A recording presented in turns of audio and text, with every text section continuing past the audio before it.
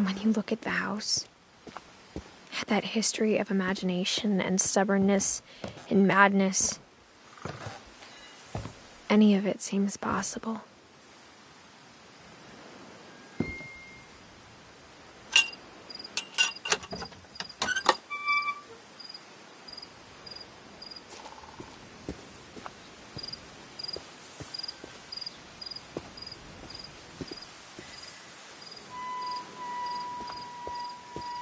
I think we've been surrounded by death for so long, we've just gotten used to it.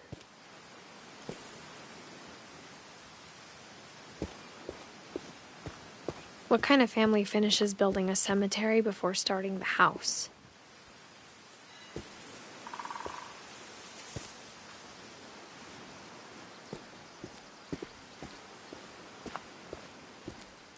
It's embarrassing for me to admit this, but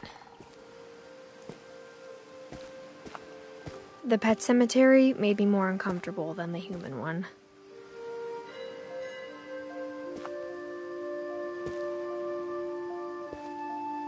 Three of the gerbils are mine, and 2 had been my fault.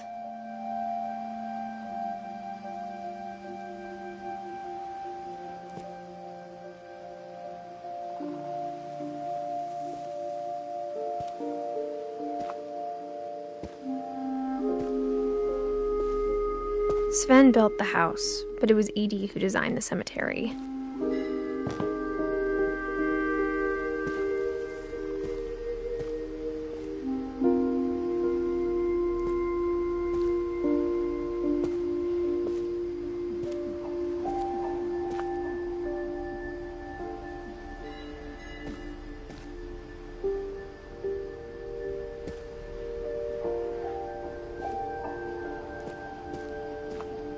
I'm sure Odin's monument had been Edie's idea. My mom was always trying to move on, but for Edie, the past never went away.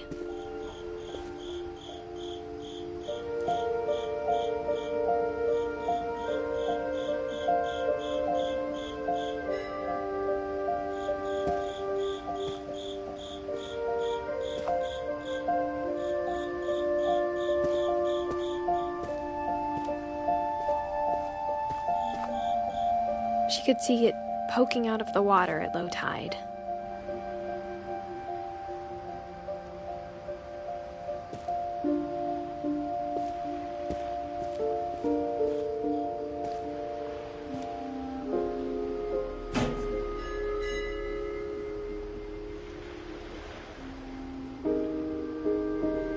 Edie said she dreamed about the old house every night.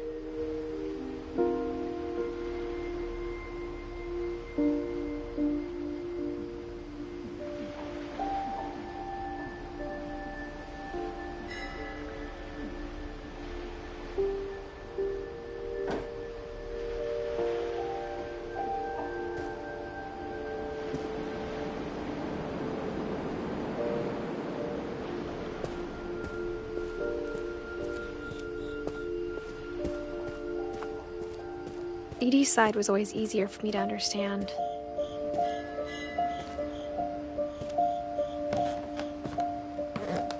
But the older I get, the more I can see where my mom was coming from.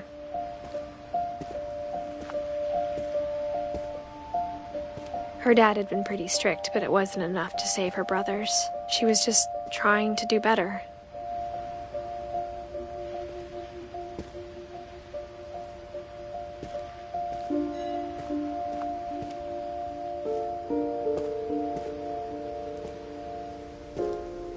She lost 2 of her brothers, just like I did. I get why she tried so hard to protect us.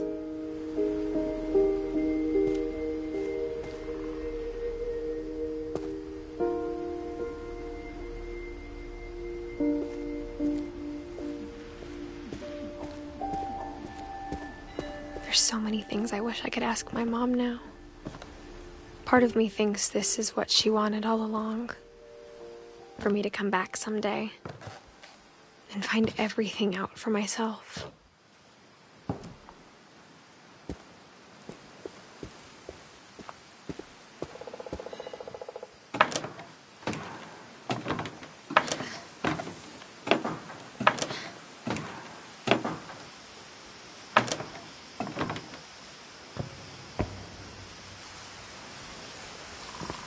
But looking back on it now,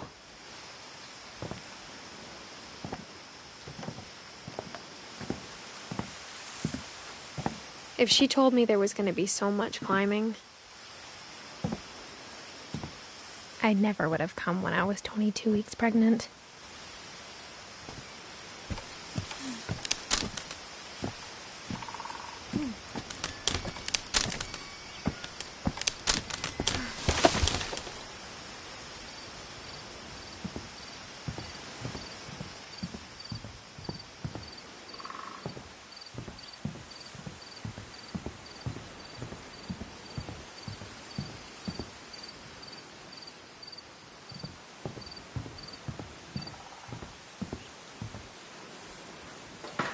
I never met Grandpa Sam, but I think he and my mom had a lot in common.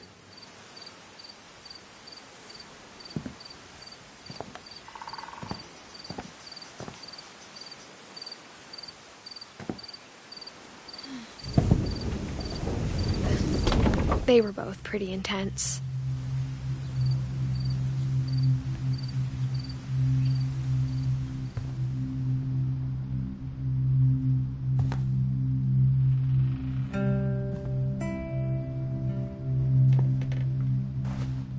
Instead of hiding from death, Sam seemed to go out of his way to meet it.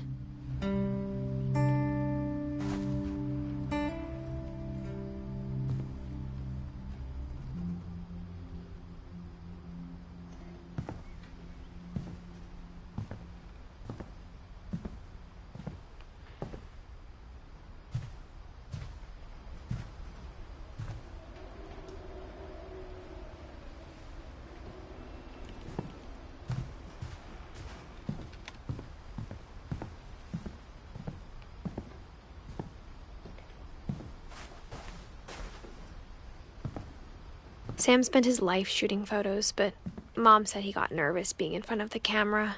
I guess we're all afraid of something.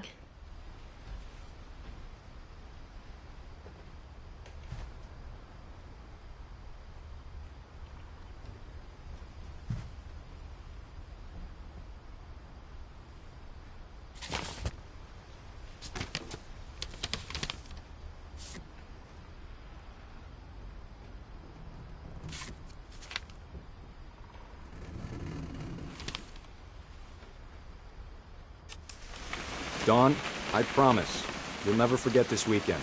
Yes, sir. These memories are gonna last a lifetime. Am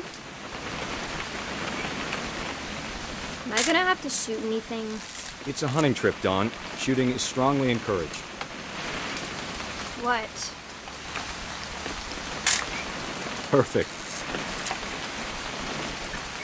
It's gonna rain the whole weekend, isn't it?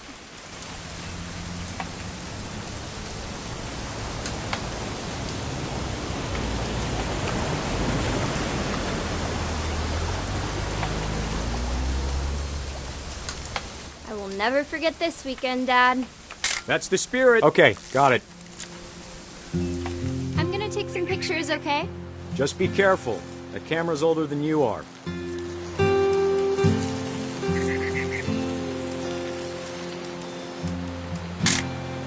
Aw. You're right, Dad. It's starting to clear up. Still freezing, though.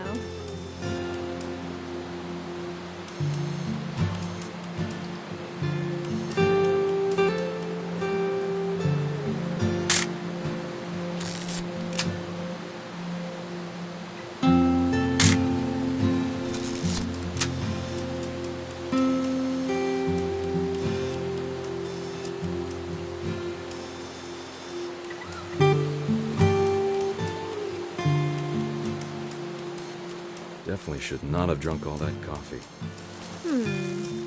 Hold still while I take a picture. Hey! That's a keeper. I'm just saying, I'm not always gonna be here, Dawn. You'll need to remember this stuff, if you want to survive. I'll be fine, Dad. You know who else thought he was gonna be fine? Some guy who died. Dawn, I'm being serious. I know, Dad. You're always serious. Doesn't being out here make you want to chill out? Well, to tell you the truth, I haven't been out here in 20 years.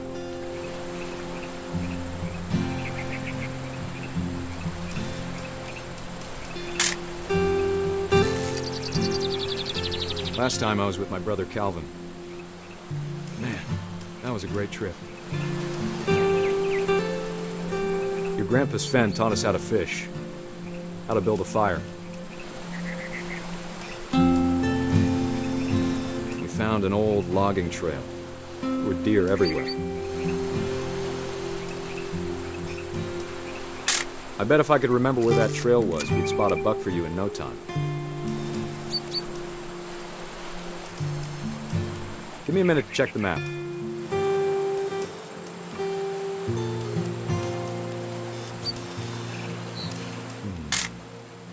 Don, don't you think you could find something more interesting to photograph? Let's see.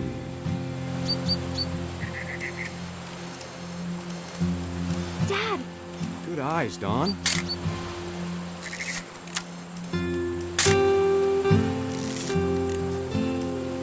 Before you take the shot, let me get a picture of you.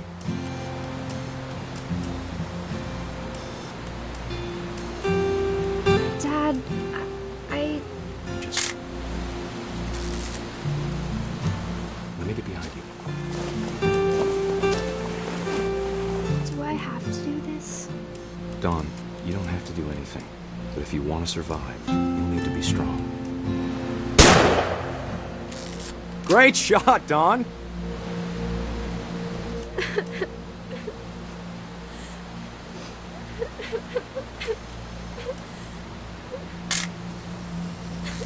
I'm proud of you, Don. Always remember that, okay?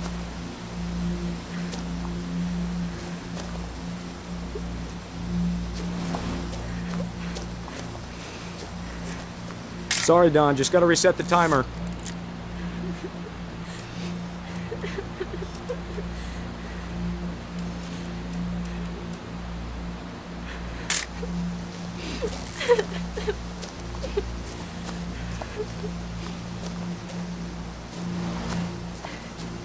Dad, it's twitching. I think That's it's totally normal, Don. Just focus on the camera. Try not to think about... Dad!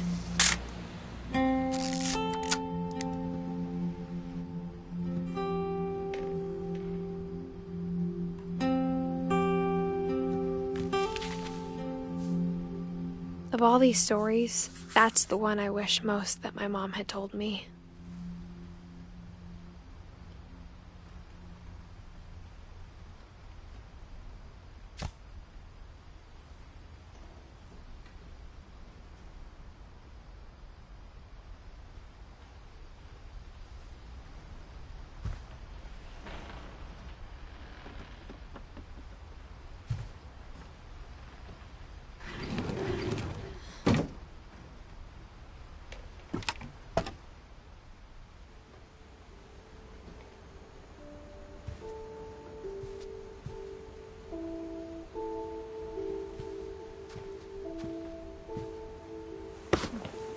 After Sam died, my mom and Edie got really close.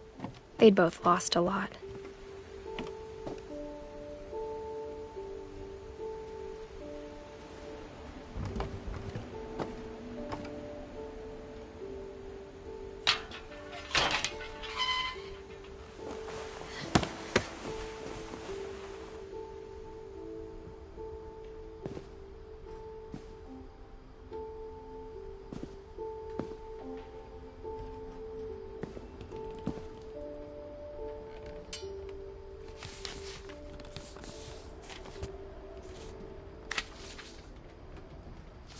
Dear Kay, do you remember the way Gregory used to laugh when he thought he was alone?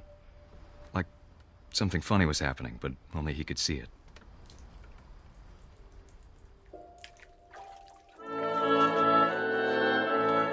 I think he saw things the rest of us don't.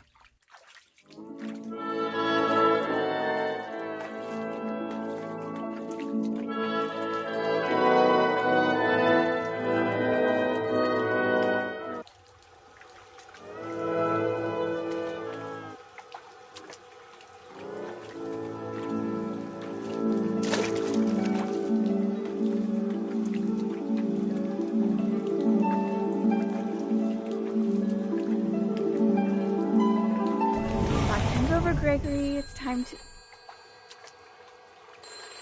Hold on, sweetie. Hello? Sam, I told you I don't want to talk right now. I wonder what he saw.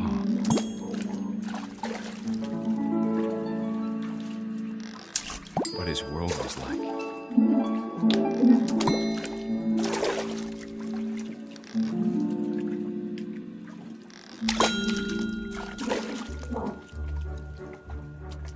He reminded me so much of Calvin.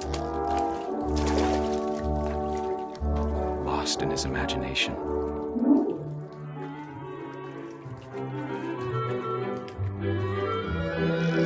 Whatever it was, he saw.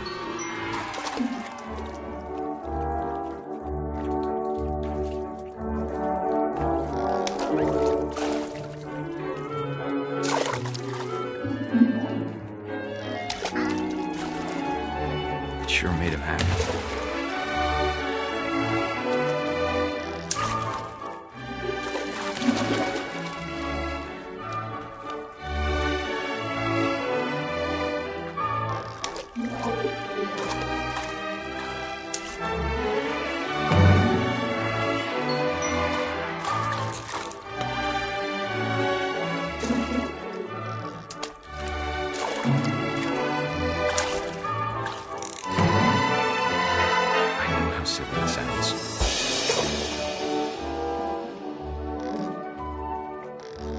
I worried about a baby being too happy. But I could feel him slipping away. Sorry about that, Gregory. I know you did everything you could. Maybe if I hadn't called that night. Damn it. Hold on, I don't want Gregory to hear this.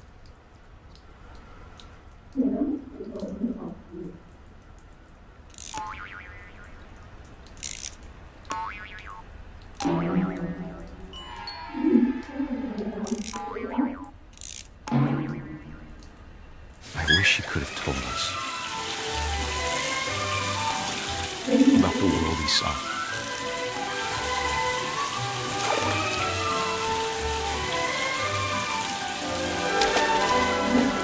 There's so much I don't understand about Gregory, about everything.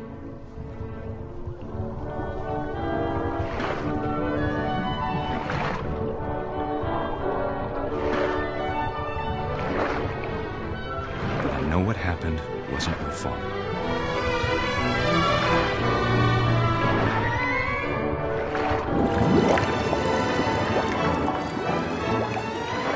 I'm sure he's happy. And he'd want you to be happy too. Good luck, Kay.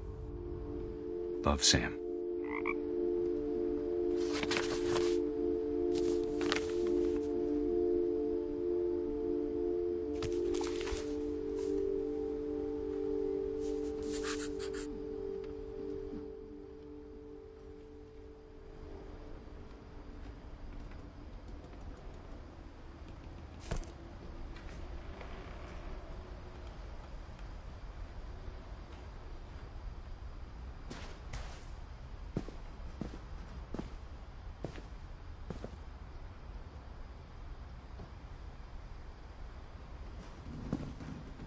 I can't imagine my mom ever writing poetry, and yet...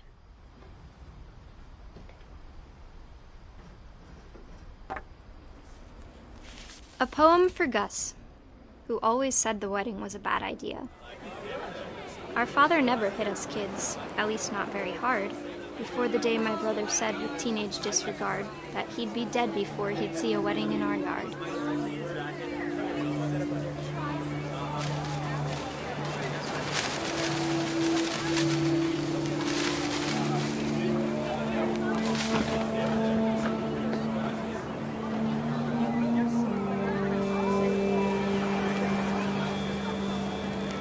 My father made him come, of course, but Gus stood far apart, just flew his kite and bottled up the storm inside his heart.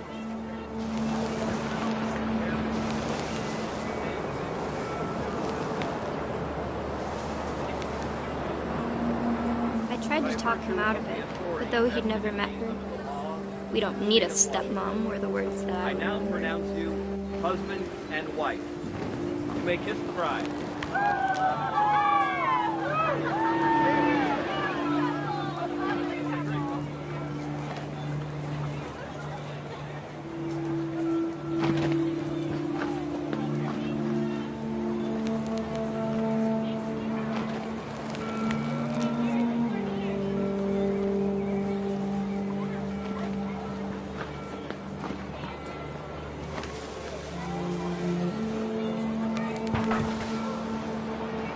When the time for photos came, Dad ordered him to come here.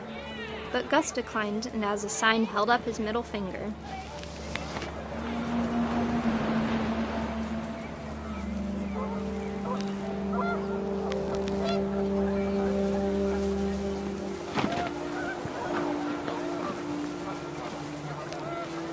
The wind picked up, and panicked geese appeared and quickly went. But all the humans did that day was go inside the tent.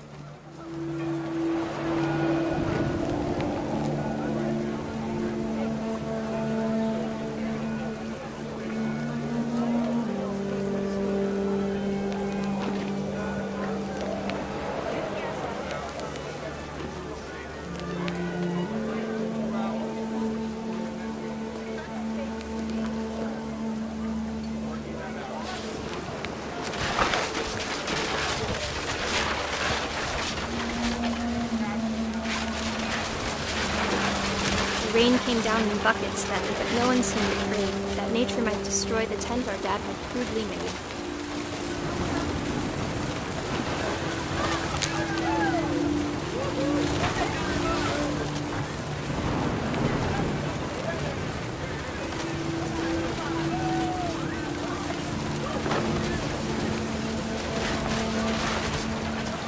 The thunder sounded much too close and full of angry power. But all my father said to this was, "Make the music louder."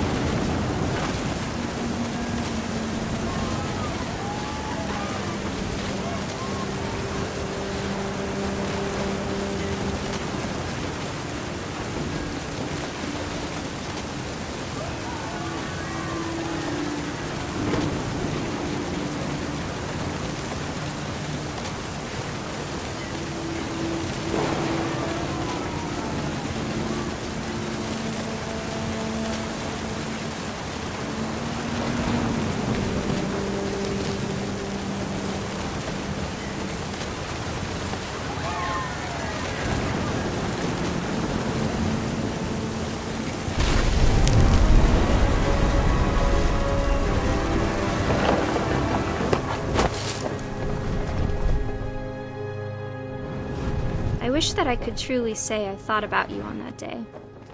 Out there on the beach alone, just you, the wind, the sea, and foam. But I didn't, until we found you.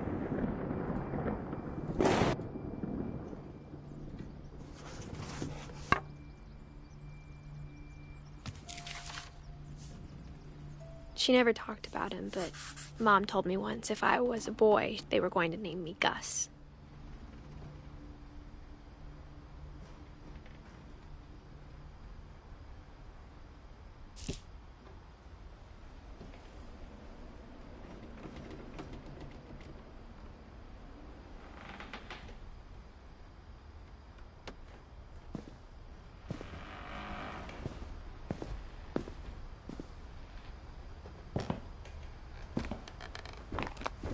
My mom moved up to the loft after her brothers died.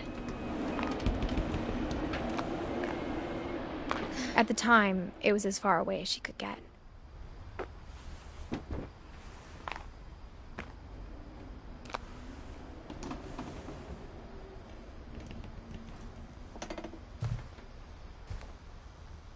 Religion was another thing my mom never talked about, but I think it helped her a lot after her dad died.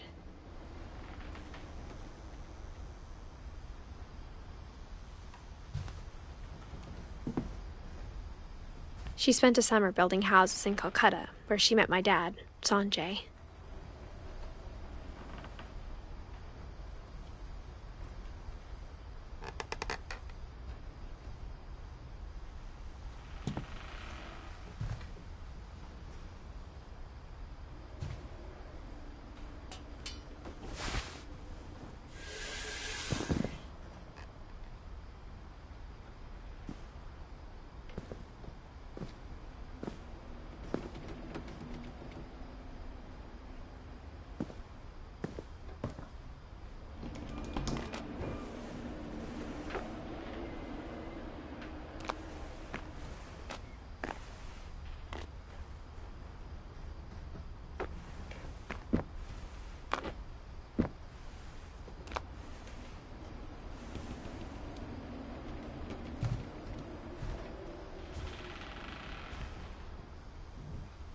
My mom moved to India a week after graduation and got a job teaching English.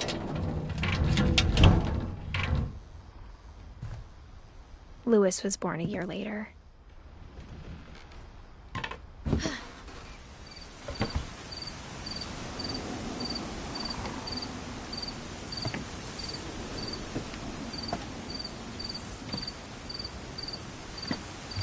When my dad died, I don't think Mom knew where else to go.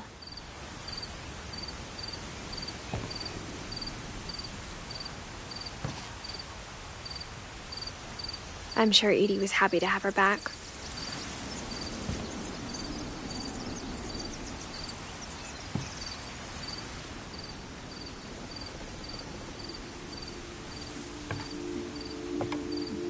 And to see kids in the house again.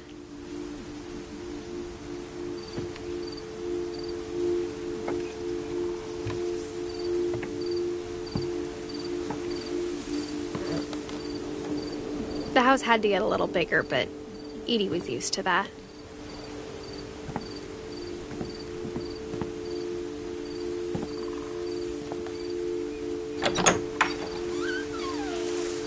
And for a while, things were good.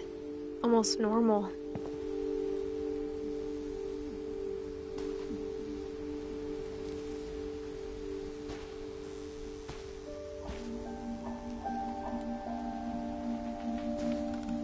But it didn't last.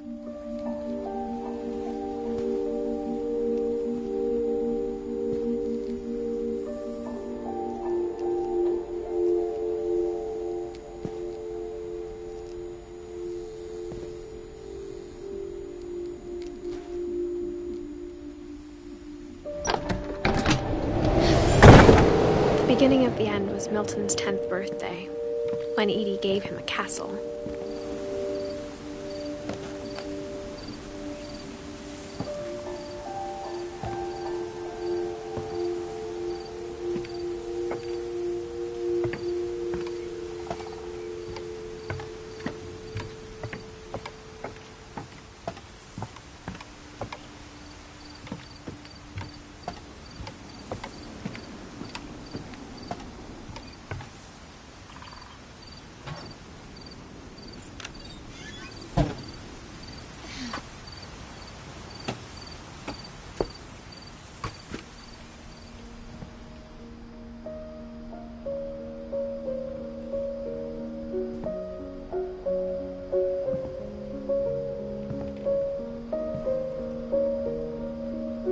I think Edie was happy to finally have another painter in the family.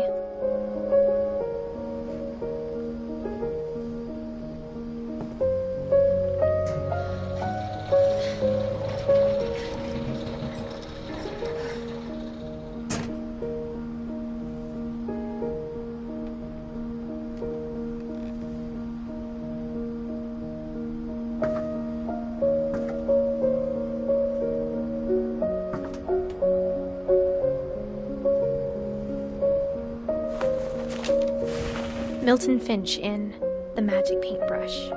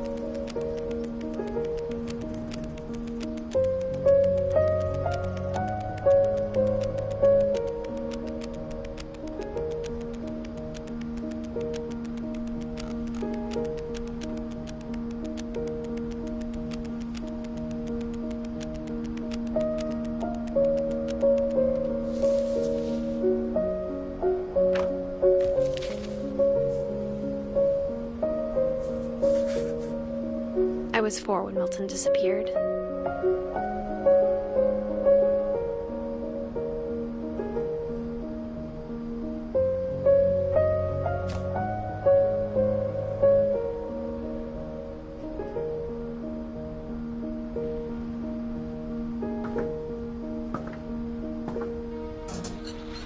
Mom spent months searching for my brother. Then she sealed the doors.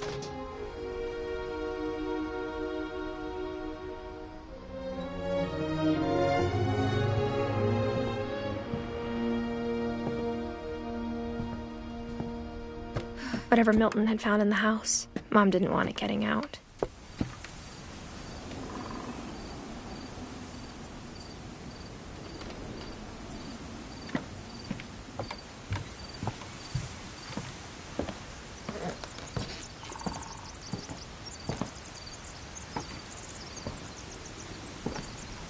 Mom definitely blamed Edie, but I think Louis blamed himself.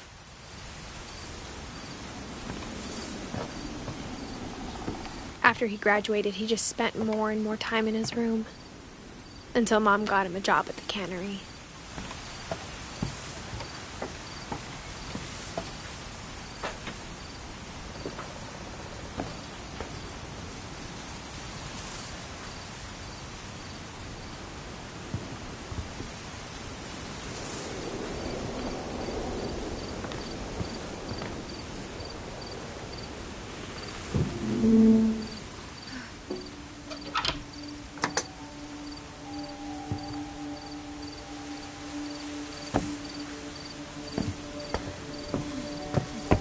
Louis's room smelled very, very familiar. That part of him lived on.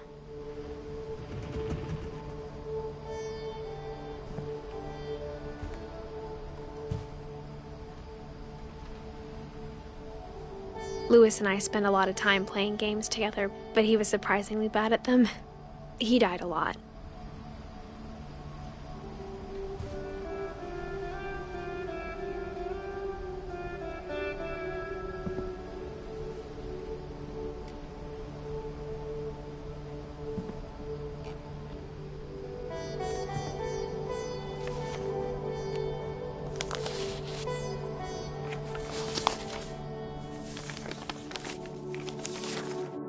Dear Mrs. Finch, as Louis's psychiatrist, I can understand your desire for an explanation.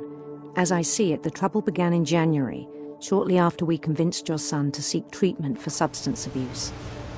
Newly sober, I believe Louis first noticed the monotony of his daily life.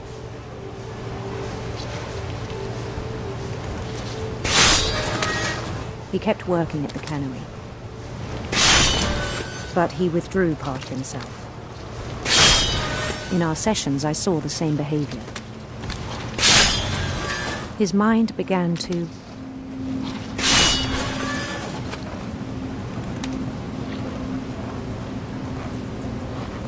wander.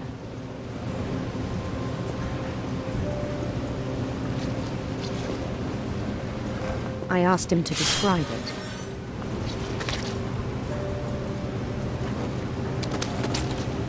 He said he started small, imagining a labyrinth.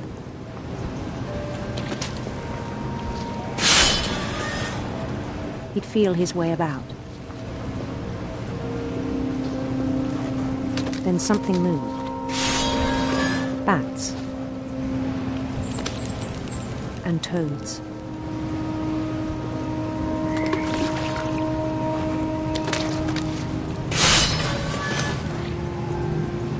And things that have not names. He knew it was all in his head.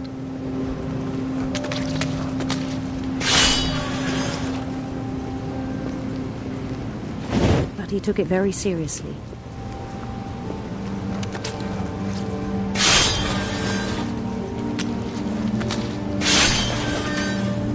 I had hoped he'd find himself.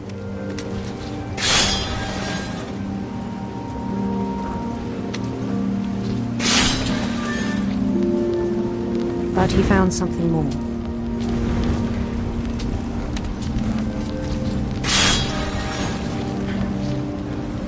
I worried about him then. Daydreaming at the cannery. I spoke with his boss. But he said Lewis had become a model employee. Methodical, tireless, focused. Like a whole new Lewis. So I let him go on.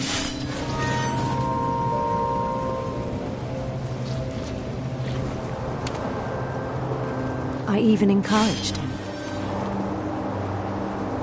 It seemed very promising at first.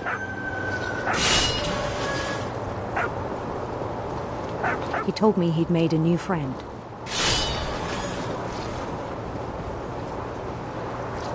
On the edge of a city he named Lewis Topia.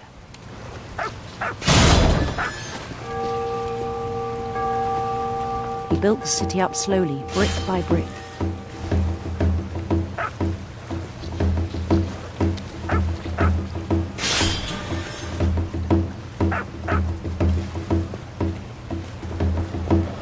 Then he made musicians.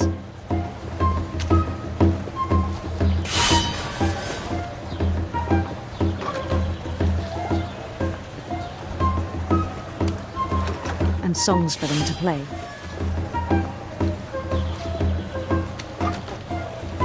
He talked about starting a band. And he was always humming something. Every day his imagination grew stronger.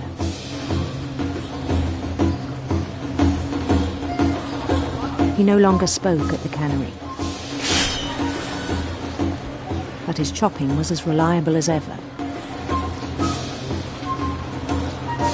Then one day it struck him that all the cheering crowds, even the stones under his feet, were all in his imagination, so he could do whatever he wished.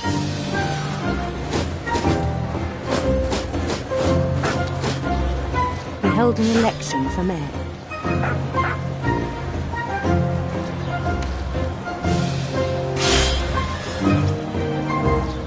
And he won. They begged him to stay, but his mind was already wandering. It became a game for him.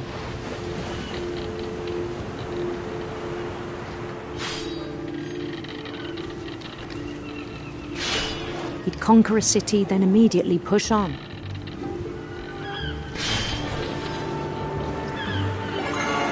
New Louisville.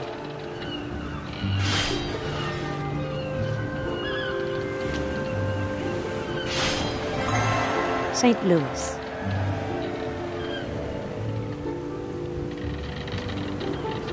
He started drifting away from our reality.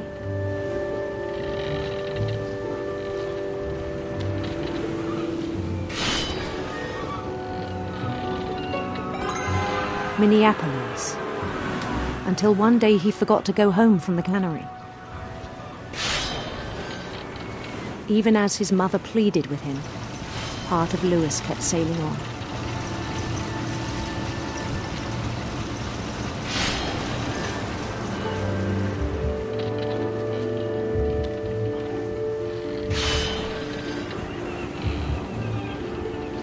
In Lewisburg, he heard rumors of a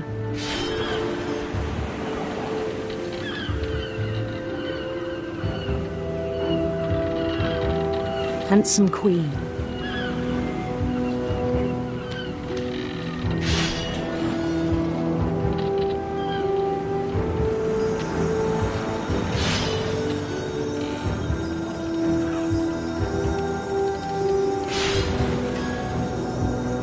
The queen was on her own quest for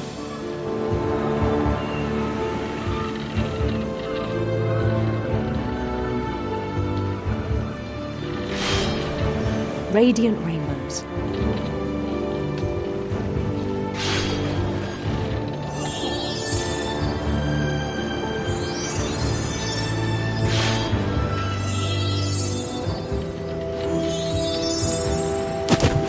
He followed the sound of her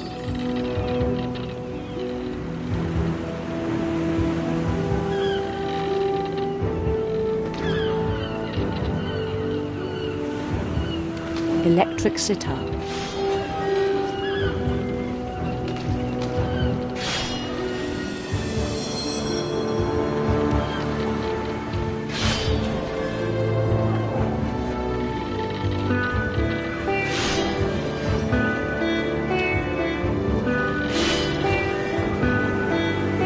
His chase led him to a golden palace east of the sun and west of the moon.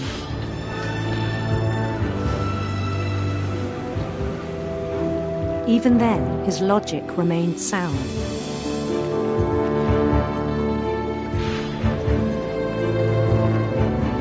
He knew the world was all in his imagination.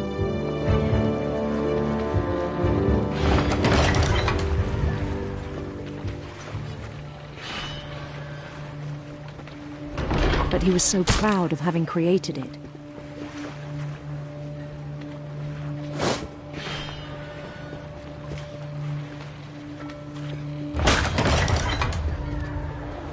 In his own eyes, he'd become something greater than a king.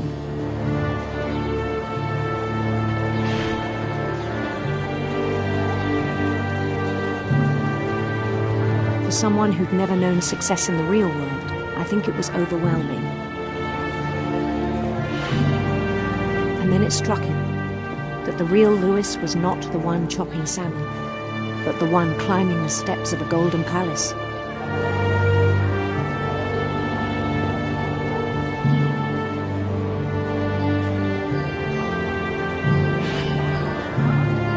My imagination is as real as my body, he told me. It was hard to argue with him.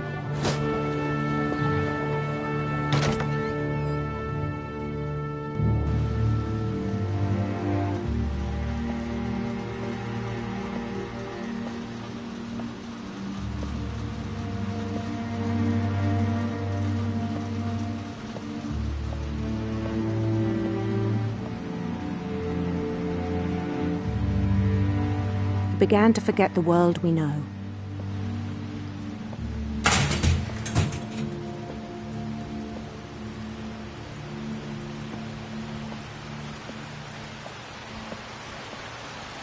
I think it pained him to remember Lewis, the cannery worker.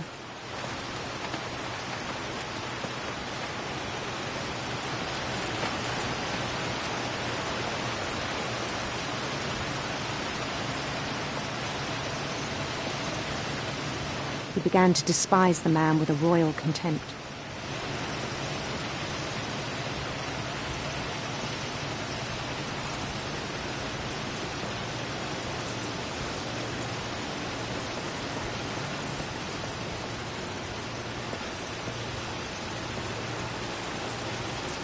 I still thought I could save him.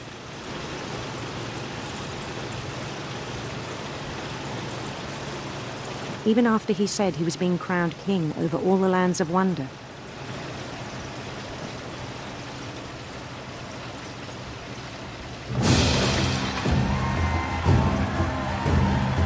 The palace would be packed with his companions.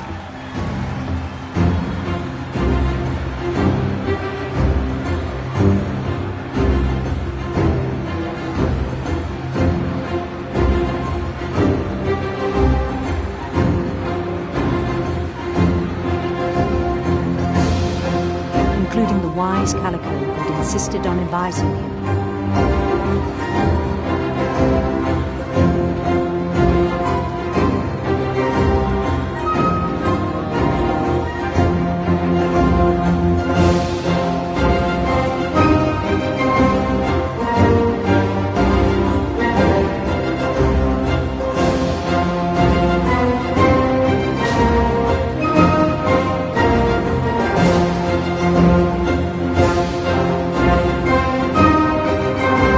His queen waited, holding his crown.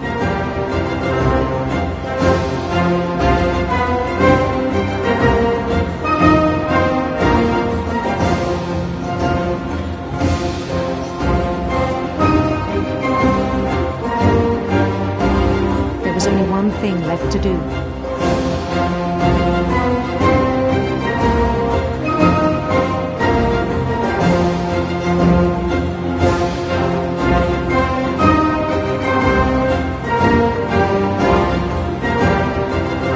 Then down with his head.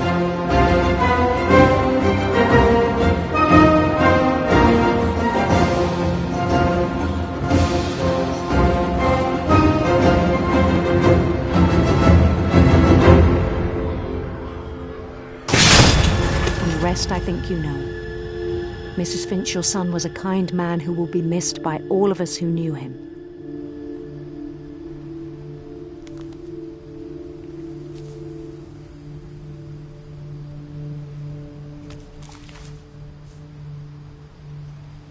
My brother was really cool. I wish you could have met him.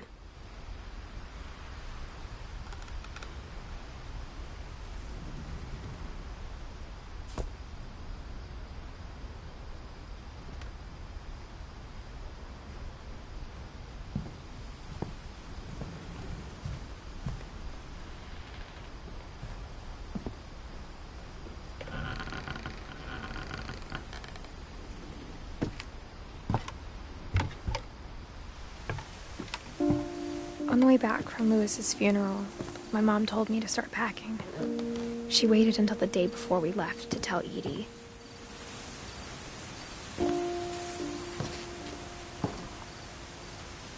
I'm not sure if she wanted to make it easier or harder.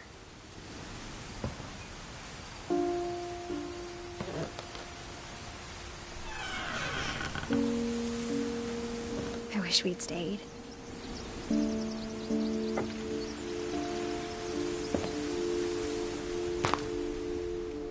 But I understand why we left.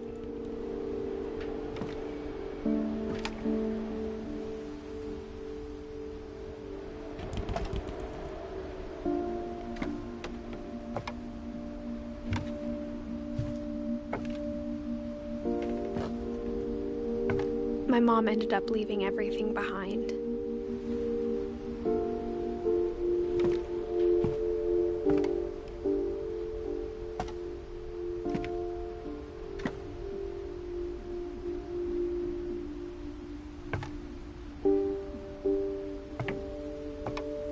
What happened that night had been coming for a long time. Maybe it should have come sooner.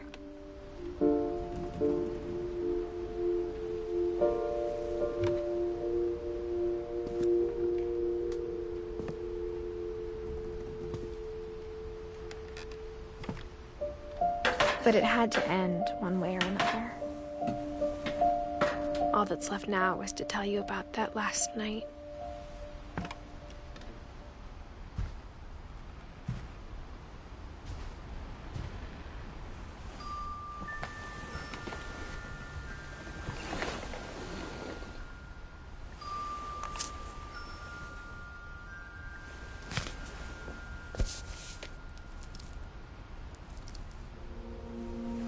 That whole last day, Edie just watched us pack and didn't say a word.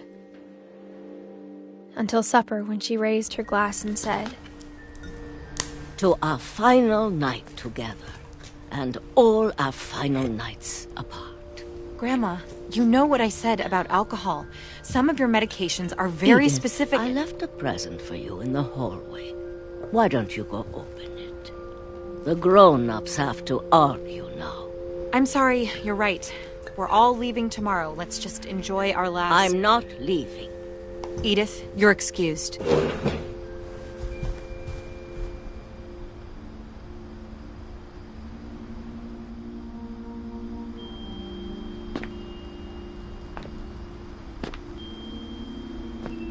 The power had been shut off that morning, but Edie always had plenty of candles. When my mom sealed the library, I don't think she knew about the other entrance. Or that Edie had a key to it.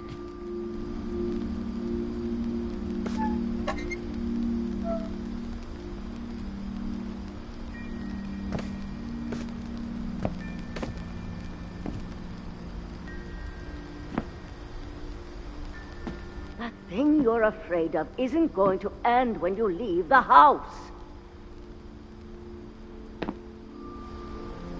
Edith has a right to know these stories. My children are dead because of your stories!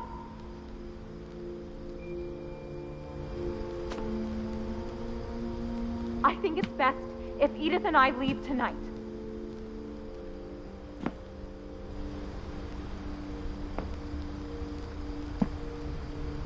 We'll have the nursing home send a van for you in the morning, okay?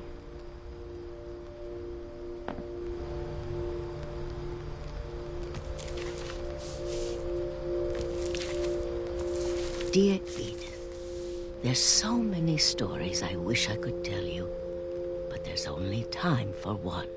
This is about what happened on the night you were born. That night, the tide went way, way out.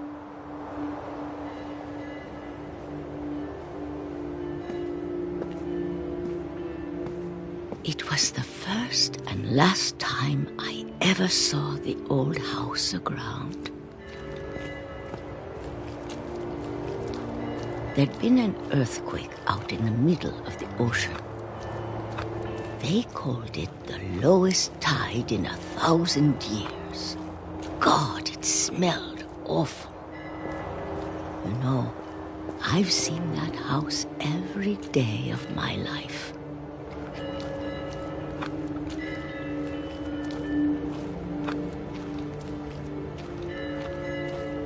But I never thought I'd go back to it. When the fog rolled in, I lost my way.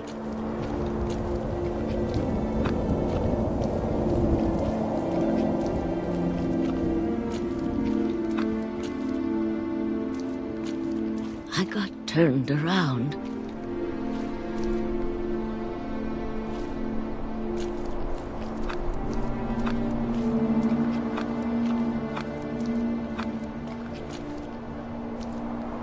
I started seeing things.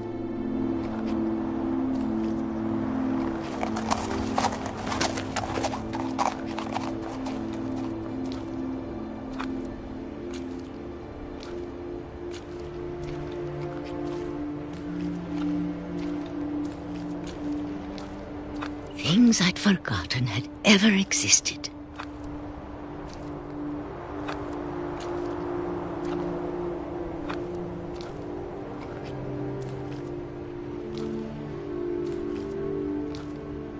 But when I saw them, they felt like old friends.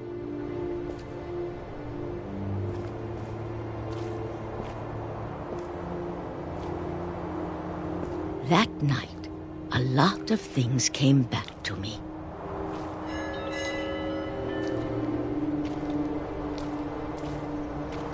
Or maybe I came back to them.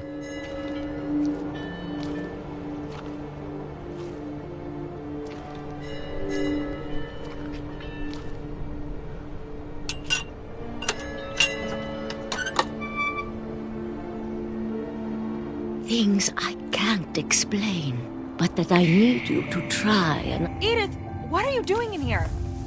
It's mine. Edith! Mom, you're gonna rip it! Let go!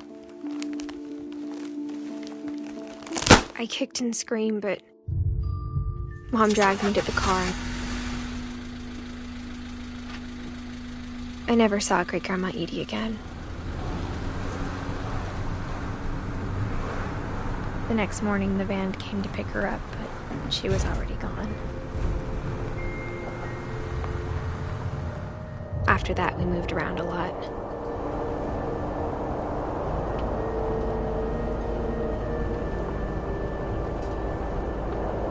We both tried to make the best of it.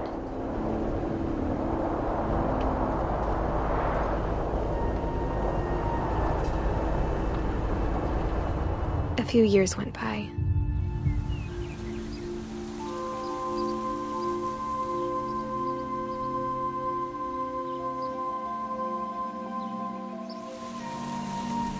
My mom didn't like to talk about it.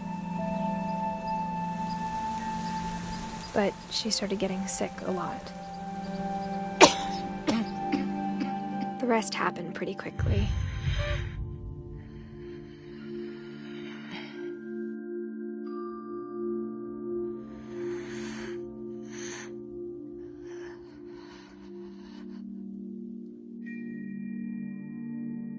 She got better for a while, and then she didn't.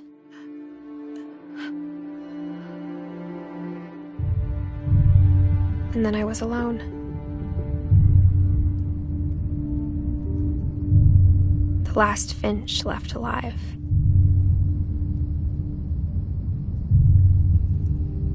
Until I found out about you. I'm still not sure what to tell you about all this. If we lived forever, maybe we'd have time to understand things. But as it is, I think the best we can do is try to open our eyes. And appreciate how strange and brief all of this is.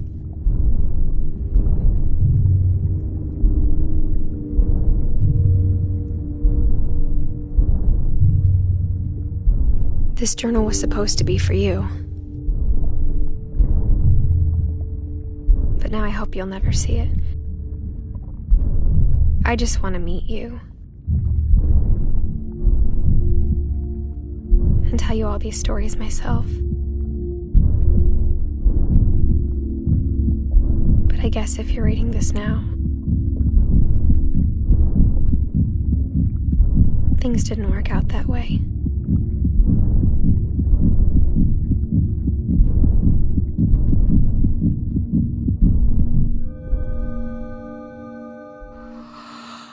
This is where your story begins. I'm sorry I won't be there to see it. It's a lot to ask, but I don't want you to be sad that I'm gone. I want you to be amazed that any of us ever had a chance to be here at all. Good luck.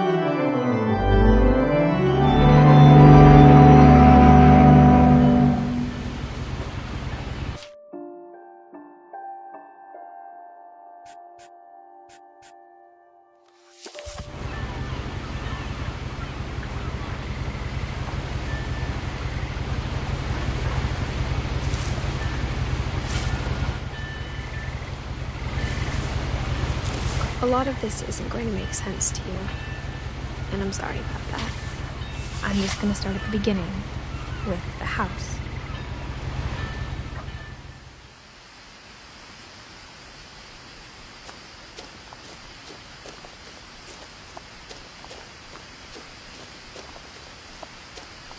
I lived here until I was 11, but I wasn't allowed inside half the rooms.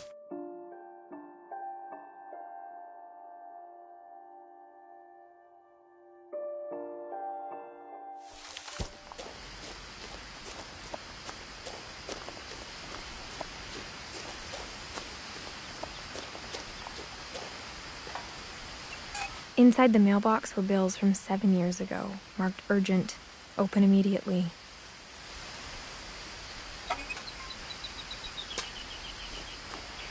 I hadn't been back since my brother Lewis's funeral.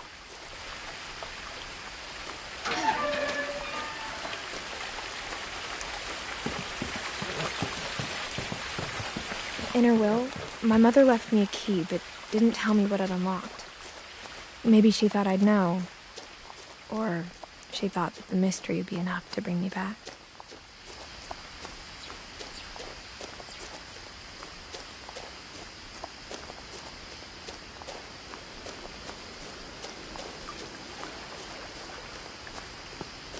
The truth is, even after I inherited the house, I never thought I'd come back to it. But now I had questions about my family that only the house knew the answers to. The woods around the house have always been uncomfortably silent, as if they're about to say something but never do.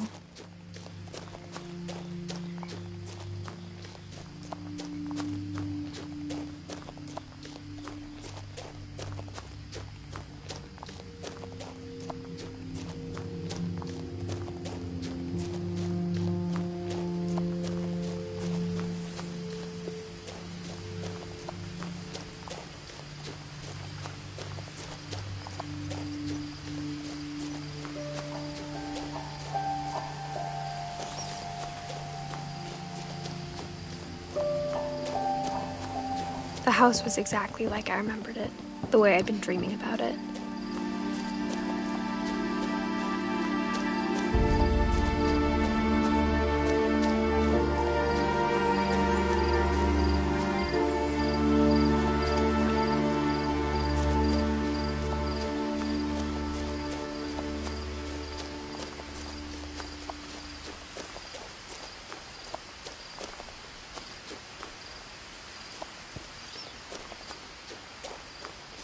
As a child, the house made me uncomfortable in a way I couldn't put into words. Now, as a 17-year-old, I knew exactly what those words were. I was afraid of the house.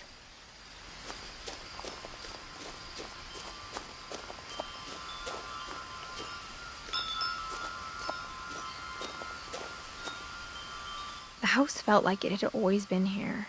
Even the swing set was older than my mother.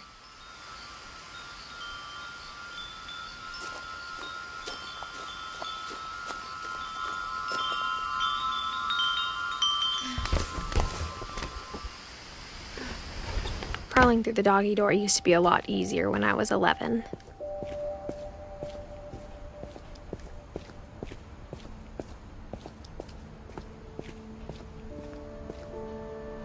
The power had been turned off the night we left.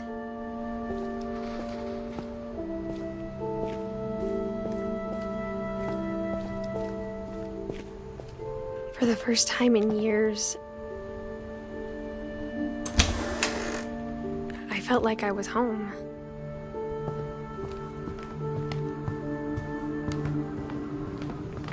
Nothing in the house looked abnormal. There was just too much of it, like a smile with too many teeth.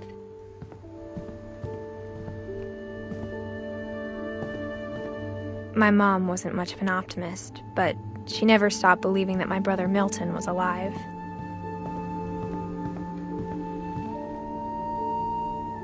Mom always told me to stay out of the basement, so I wasn't too surprised when the key didn't fit.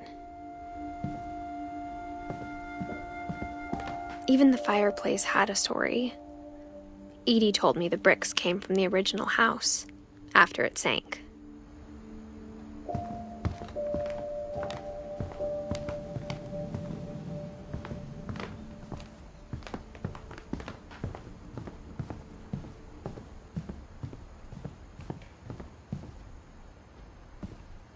After Milton disappeared, Mom sealed up all the bedrooms. Then Edie retaliated and drilled peepholes.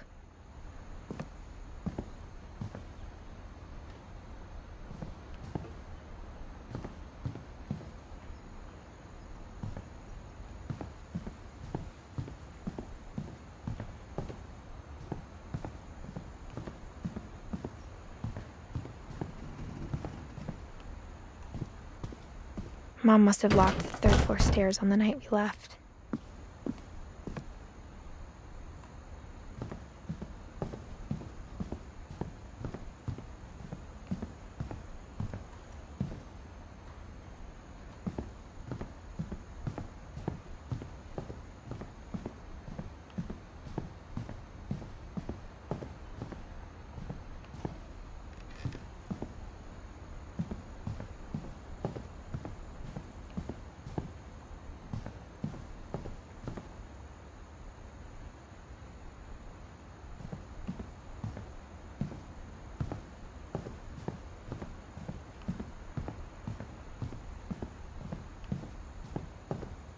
I spent a lot of time playing in Great Uncle Walter's room. I think my mom sometimes regretted not sealing it up. Louis told me there were secret passages, but I never believed him.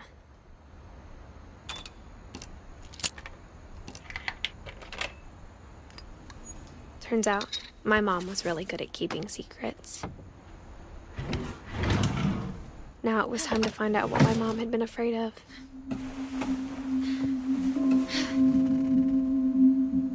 From the paintings on the wall, it was clear my brother Milton had been here before me. Reading this, maybe it sounds like I had a plan. But I had no idea what was behind that door.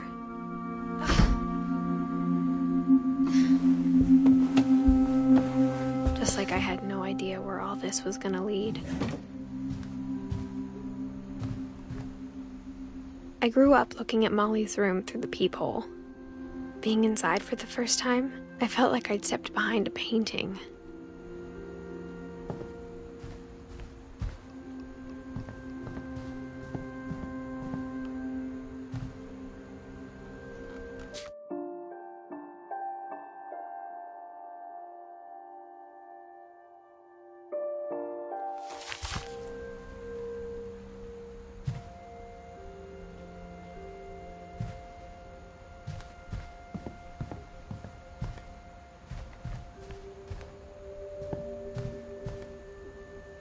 Molly's gerbil had a tiny bedroom with its own, even tinier gerbil cage.